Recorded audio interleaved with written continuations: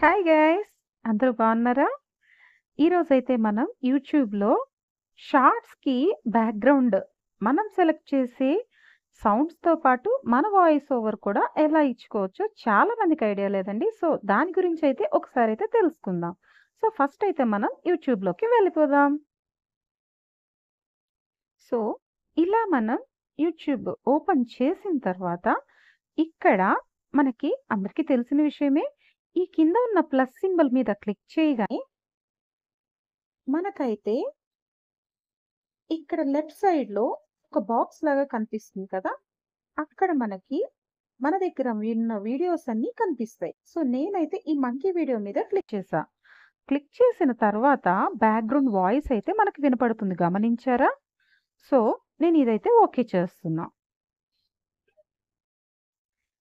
So, okay చేసిన తర్వాత ఇక్కడ మనకి పైన యాడ్ సౌండ్స్ అని ఉంది కదా! అక్కడ ఓకే చేసుకోండి.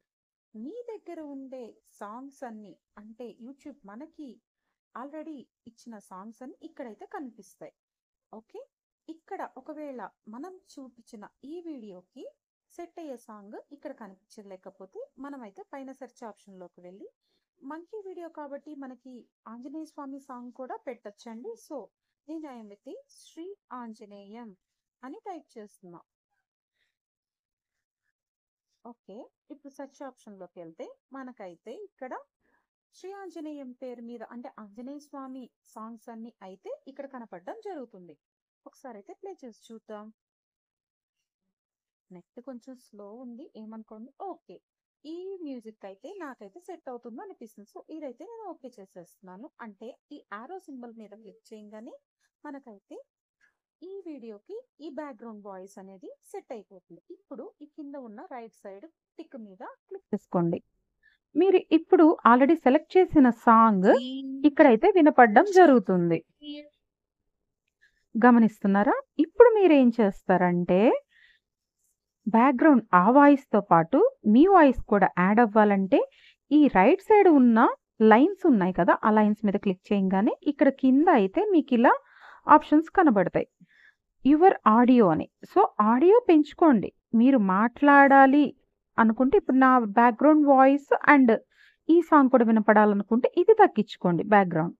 సో, అక్కడ ఉన్న వాయిస్ అండ్ ఇక్కడ మనం ఈ శ్రీ ఆంజనేయం అనే సాంగ్ 2 కూడా మనకి వినపడతాయి.